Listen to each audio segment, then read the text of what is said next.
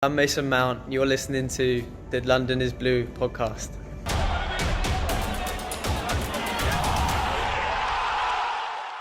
All right, Chelsea fans, welcome back. Another episode of London is Blue podcast, quarantine edition. That's right, 3 episodes this week. Again, my name is Brandon. Joining me, as always, are Nick and Dan.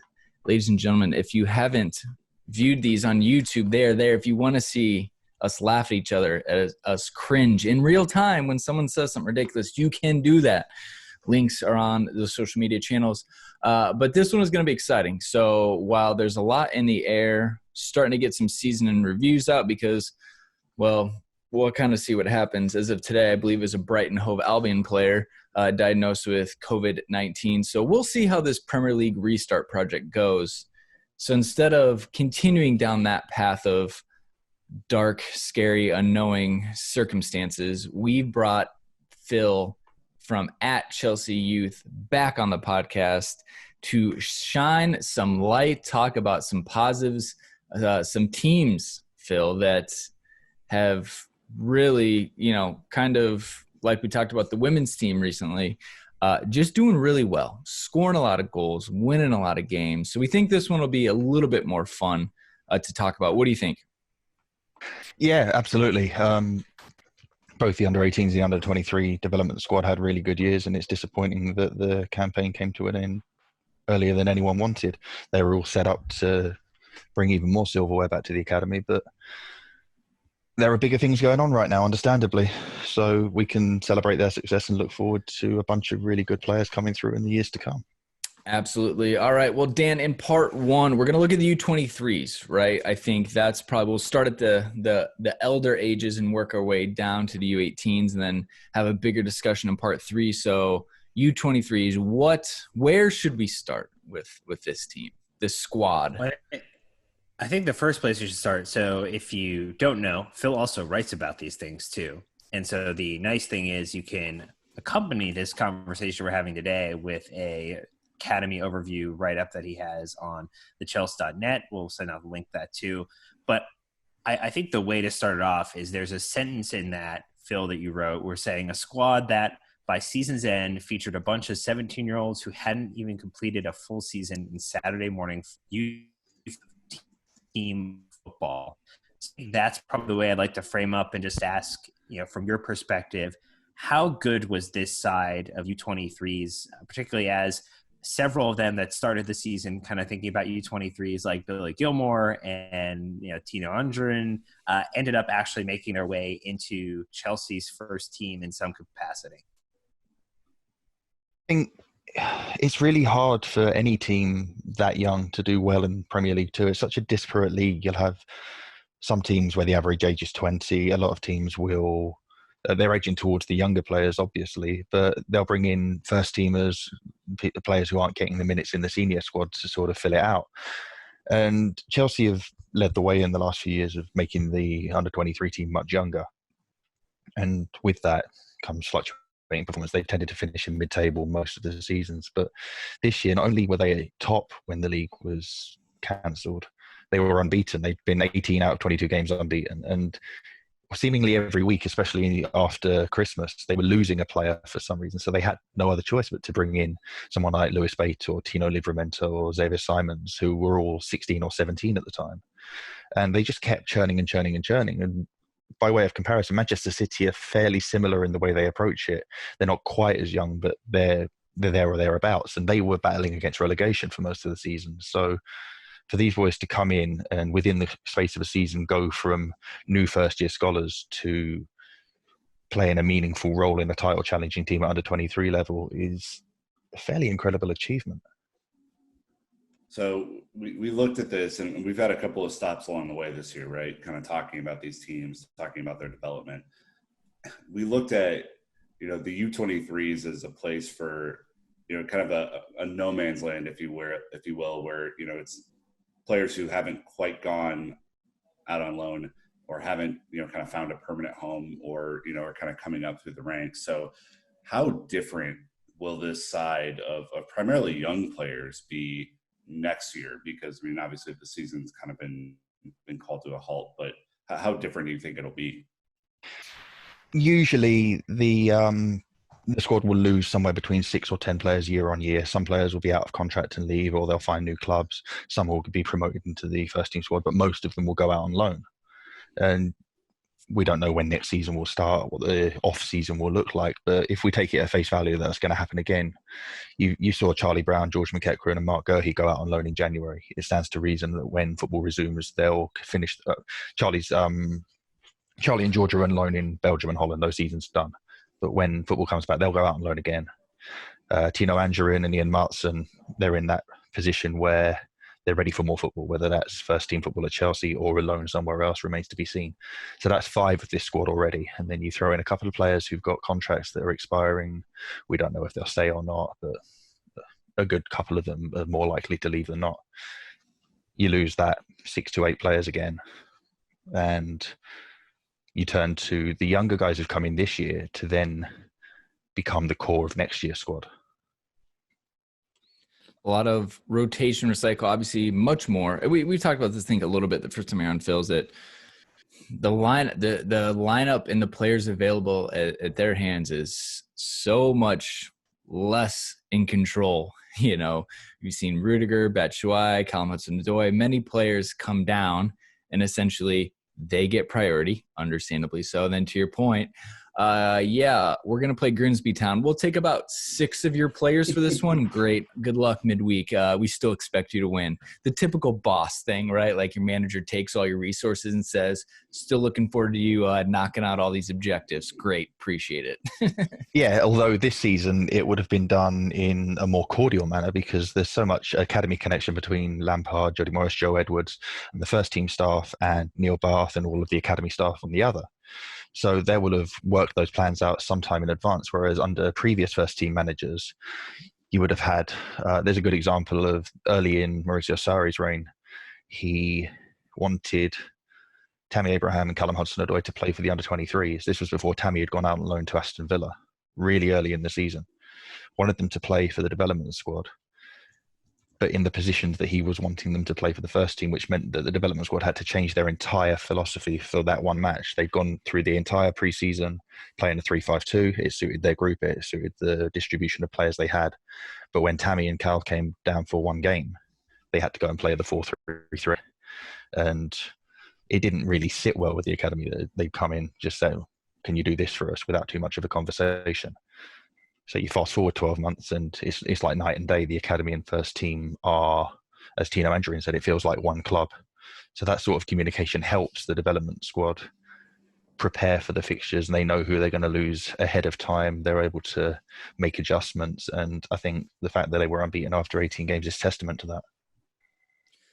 All right. Well, as we look at this roster and we talk about the shuffling that we've had and the, you know, kind of the youthful side of a youth squad, which I know is a little repetitive, but to your point, you know, on purpose, who do you think has taken the biggest leap in your opinion from, I know we talked about some of the, who should we watch kind of in the fall when we talked.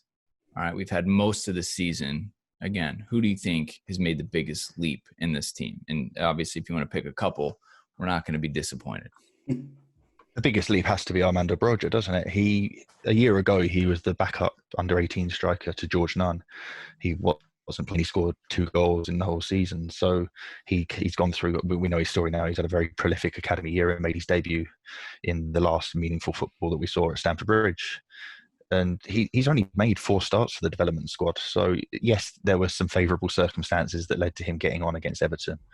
But to go through that journey in over a year is unlikely. It doesn't happen very often to go from under 18 football through to the first team. And he keeps ticking every box. He's done really, really well.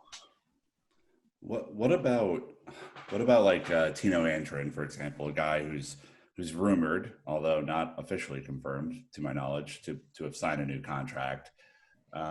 Someone who physically, I mean, and I think in your articles, another reason that people should go read your articles is you've linked out to the every goal scored Chelsea videos for each level, which was a phenomenal 30 or 40 minutes of my time yesterday as I was preparing for this, because there are that many goals.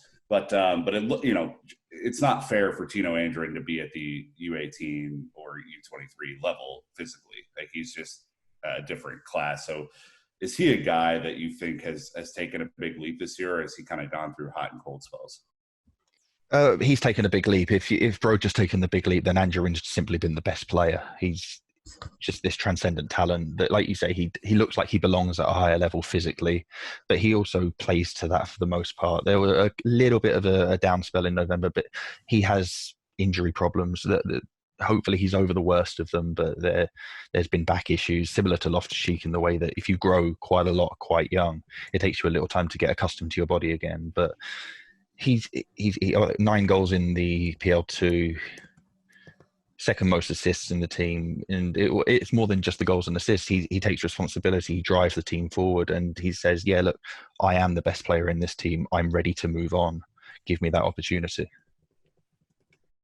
So if you were prescribing maybe as like a little bit of a head as what the next step is for a Tino, for a Broja, would it be staying in the first team and getting rotation? Because at least under Frank Lampard and Jody Morris, we know that you can be a young player and it's a meritocracy and not necessarily the name on the back of the shirt. Or do you think either of them are better poised for some type of loan situation, just assuming that things stay relatively similar to what we think how they operate currently? Because I don't want to get, make you thought exercise how things might be different. I'm always inclined to say keep the player at the club, bring him into the first team, and dole out the appearances, just increase them slowly over the course of 6, 12, 18 months. Anjorin's a lot closer to deserving that than Broja, because Broja's ascent, as we just said, has gone so far so quickly that I think he in particular would benefit from another full season, at least a half season at under 23 level, getting regular starts, showing that he can perform week in, week out at that level, playing in the League Cups, getting off the bench here and there as the fourth striker. You can have him as the third striker if you want, but it depends who your 1 and 2 are. Anjorin's a lot closer to being able to make an impact. But again, if the pathway's blocked, if you've got Mount ahead of him, if you've got Loftus-Cheek back and fit ahead of him, if you've got Hakim Ziyech coming in and the minutes aren't there for him, then by all means get him out, get him playing 30 or 40 games a season somewhere in the Championship or a lower Premier League club, somewhere where you know he's going to play, he's going to be challenged, and then see what he comes back and does a year later. There's nothing wrong with the loan system. We've seen that Abraham's been through it. We've seen that Mount's been through it. Going out and getting at least a season, it's fine. The problem has always been the transition back.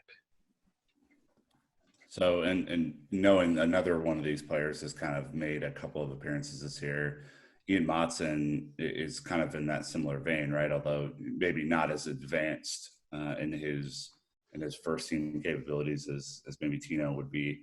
Is he a guy that you think, not only deserves the call up, especially if Chelsea are able to make moves at left back in the summer, but is he a guy that you think would benefit from the occasional first team appearance, or is someone who really needs to play more consistent football to kind of reach his overall potential left back?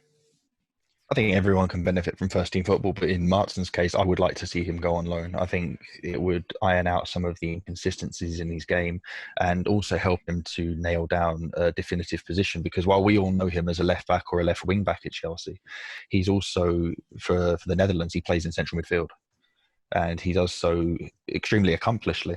He's been very good there. The under-17 team he was part of won the under-17 Euros. He went to the World Cup. He's played through the midfield for all of that age group.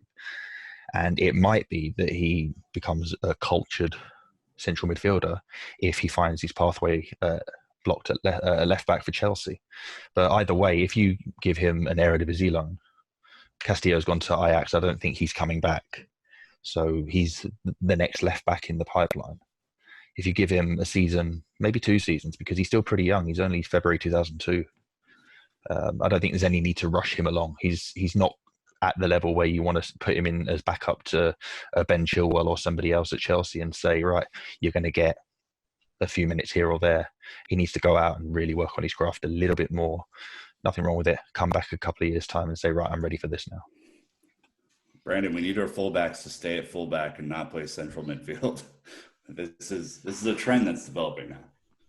Well, so I was listening to the Peter Crouch podcast, and they had Andy Robertson on, and they said that Trent Alexander-Arnold is like been almost playing, like training as a fullback and as a central midfielder as well, trying to figure out how that dynamic works. So that might be like the new meta, is you take a super, I don't know how it's going to work. I mean, they seem wildly different, but maybe Ian Maatsen's already ahead of the curve, and we're all just playing catch up.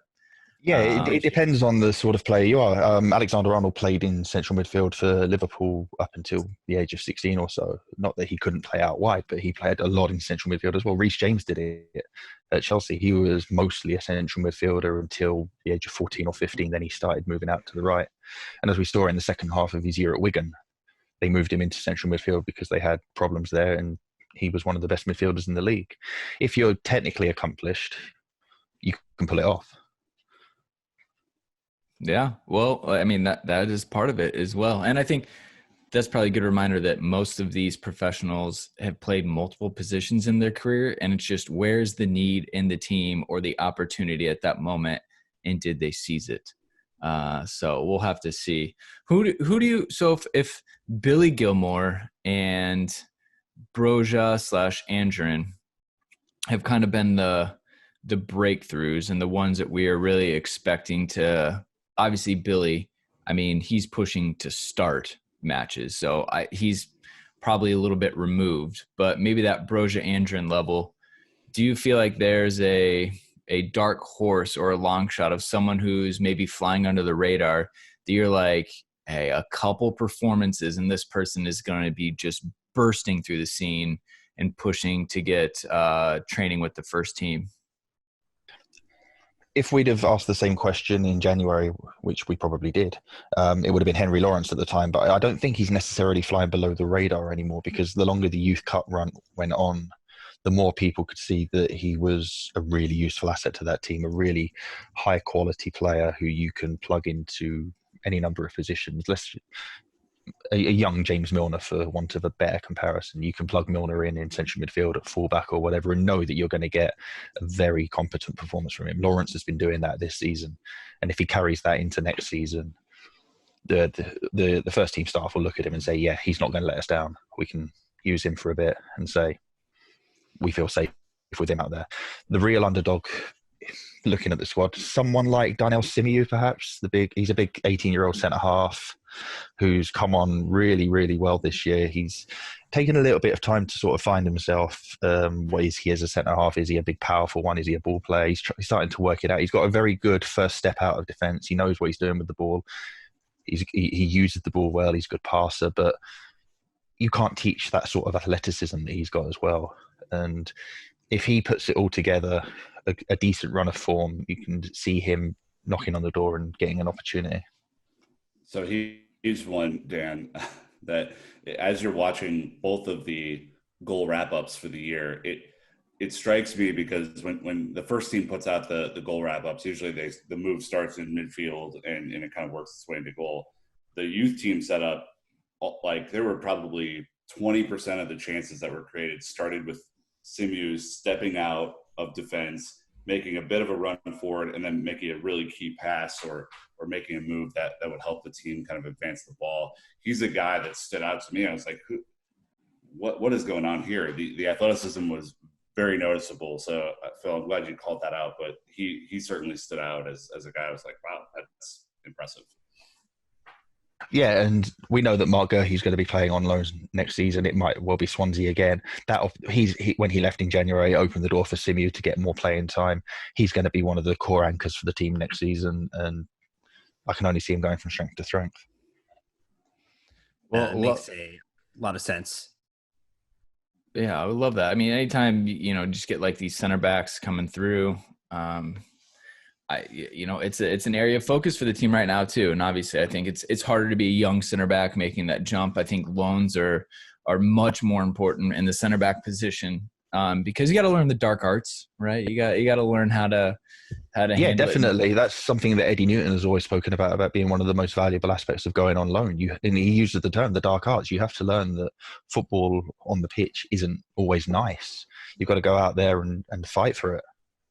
Well, Dan, it also, I'll transition this to you because I know we're going to move on to the next question, but there, as you're looking at the U23 football, there were times where it just looked too easy. And a lot of these players have to, they're going to, when they go out on loan, they're going to have to definitely bulk up some of them. They're going to have to learn the dark arts. They're going to have to learn that football is probably a 0-0 draw away at Stoke or whatever in the championship. So it just strikes me that the goals that were scored were oftentimes so beautiful and such easy moves that a lot of these players are going to find trouble and good trouble because they're going to have to grow from it in the next stage.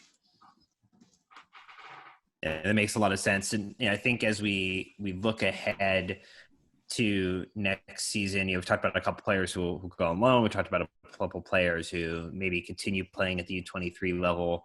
We talked about some people that are pushing potentially on where the ceiling is currently to find the next phase of their game.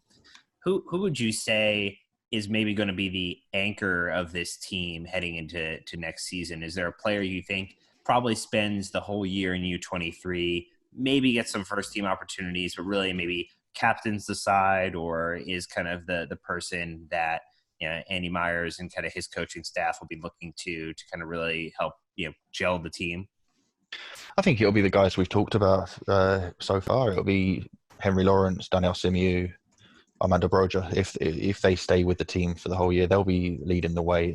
Whether you use Lawrence at fullback or in midfield, that gives you a spine to work with and to build around. You had Tino step up a bit earlier this year. He'll play the full season with them next year.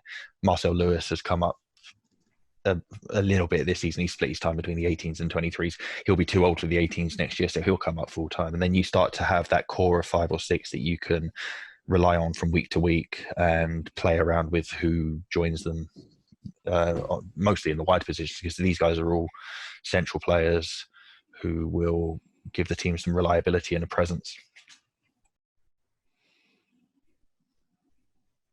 And then for the last one, I mean, if crazy prediction, but again, player of the season for next season. That's a big one.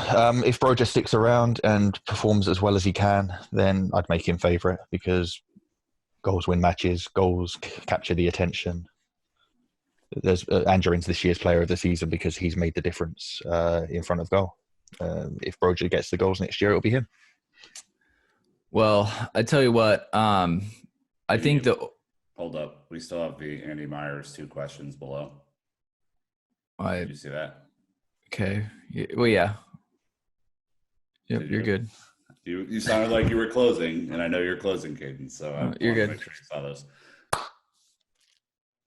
Awesome. Well, I mean, I think that it's been really good to see the confidence in the players want to stay at the U23s rather than maybe leave early to go on loan. And I think that's what we've seen. And, with Chelsea, at top of the table on 38 points of Leicester on 35 and having 10 wins, 8 draws and 0 losses this season, 34 goals, 4 goals against 20. That all comes together not only with fantastic youth players, Phil, but Andy Meyers and his staff. And obviously it was his first year. I know you talked about this in your article. He had to learn. He had to adapt, just like these players. How would you grade Andy Meyers' first season in charge of the U23s? How'd they do? He did really well. I think I said it in one of the season previews. Maybe the club felt it was a step slightly too soon, but one they were willing to go with and say, right, we do trust you. It's going to be a learning season. But I think that's why they brought Eric Ramsey in from Shrewsbury Town. He's a UEFA Pro license holder, a very accomplished young coach in his own right. So you had Meyers, John Harley, and Eric Ramsey leading the team this year. And you saw the improvements in them as the season went on. A lot of the games, I think I said they were 2-0 down 3 times in the first couple of months of the season, and they came back and rescued a draw in those games. They came from behind more often than not to get a result and to stay unbeaten. And mostly that was because you could see they were working out where they needed to make in-game adjustments, find their way through the match, figure out what they've got available, and then make the changes to get the result. And you can look at it two ways. You can say, right, why didn't you see that in the first place? If you make those changes earlier, or if you start with the right team, then you win. But that's not how football works. The other team are good as well. So I think for the most part, you'd be really, really happy with their season's work. And the only thing that stops it being an A or an A+ is the disappointing UEFA Youth League campaign.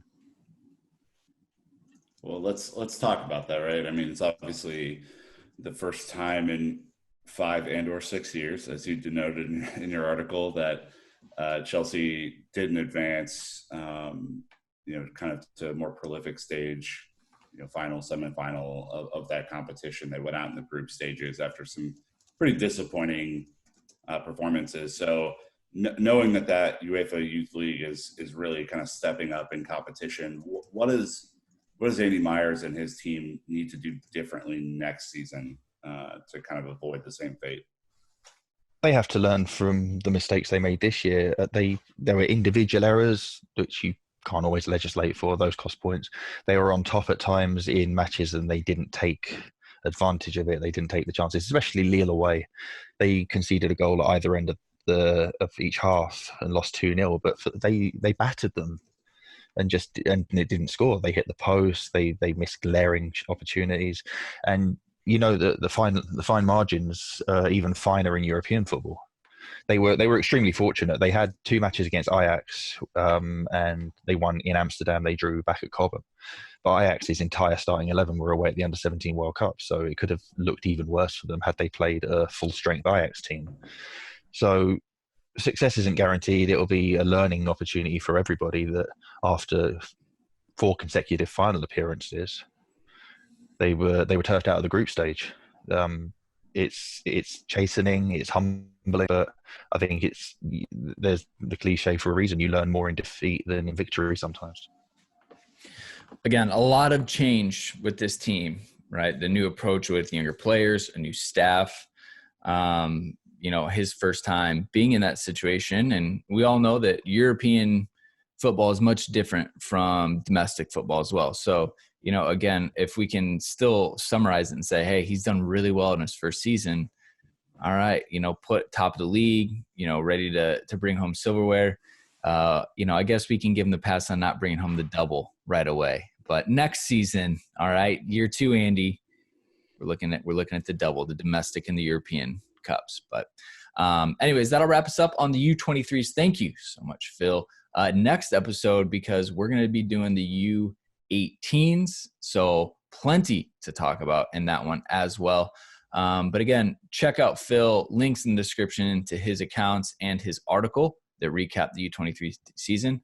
And thanks, Phil. We'll be back for part 2 later this week. So until next time, Chelsea fans, you know what to do. Keep the blue flag flying high.